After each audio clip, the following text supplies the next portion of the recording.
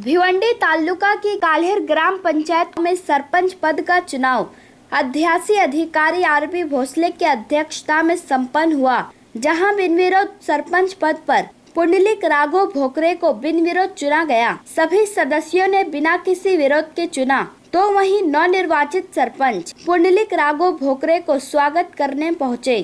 भिवंडी माजी आमदार योगेश पाटिल, जिला परिषद सदस्य थाने जयवंत पाटिल, पंचायत समिति सदस्य विनोद मुकादम, भाजपा थाने जिला उपाध्यक्ष व माजी सरपंच काल्हेर छत्रपति पाटिल, भाजपा काल्हेर अध्यक्ष हरिश्चंद्र पाटिल, माजी सरपंच काल्हेर संजय पाटिल, समीर पाटिल, श्रीधर पाटिल, मंगेश माली, उप सरपंच स्नेहा देवेंद्र पाटिल, माजी उप सरपंच छंदा संदीप पाटिल, सदस्य लाडक्या पाटिल, मुरारी पाटिल, हरेश जोशी, नरेश तरे, मंगला दीपक महात्रे, हेमांगी संदीप भोकरे, श्रीमती आशा विजय इताड़कर, सुगंधी संदीप भोकरे, रोहिणी सतीश महात्रे, दीपिका दिकेश तरे, नंदा महेंद्र भोकरे, ग्राम विकास अधिकारी आरबी राठौड़ सहित दिग्गज मान्यवर तथा सर्व सम्मानीय ग्राम पंचायत सदस्य, कर्मचारी व नातेवाईक ने उपस्थित होकर नवनिर्वाचित सरपंच पुंडलिक राघव भोकरे को पुष्पगुच्छ देकर स्वागत किया। तो वहीं नवनिर्वाचित सरपंच पुंडलिक राघव भोकरे ने सभी लोगों का आभार माना। सरपंच पदी श्री पुंडलिक राघव भोकरे यांची बिनविरोध निवड झाल्याची मी अध्यक्ष अधिकारी जाहीर करीत आहे।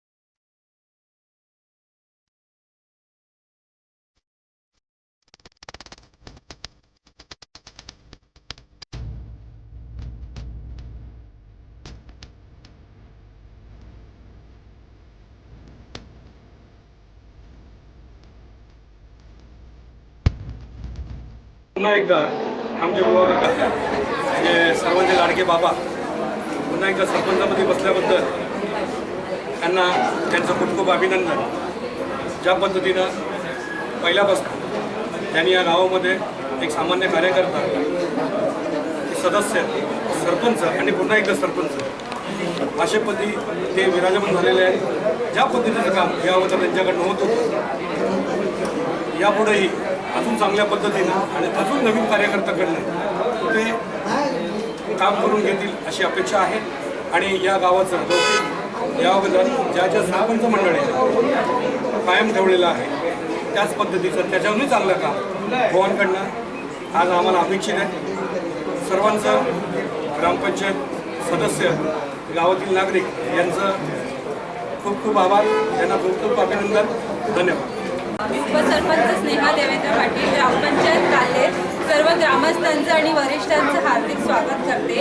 आज ग्रामपंचायत काल्हेर या ठिकाणी आज खूप आनंदाचा दिवस आहे की आमचे लाडके बुवा काका पुंडलिकजी भोकरे साहेब यांच्या सरपंचपदी निवड झाली आहे. बिनविरोध ते पण आम्हाला खूप आनंद झाला आहे. आणि जसे आमचे माजी सरपंच श्रीधर पाटील, समीर पाटील यांनी जसं धडाडीचं कार्य केलं आहे तसंच आमचे बुवा काकासुद्धा करतील. आमच्या सर्व सदस्यांचा त्यांना पाठिंबा आहे. आम्ही सर्व सदस्य नेहमी त्यांच्याबरोबर नेहमी चालू आणि गावाचा विकास करू आणि त्यांच्या पुढच्या कार्यासाठी खूप खूप शुभेच्छा.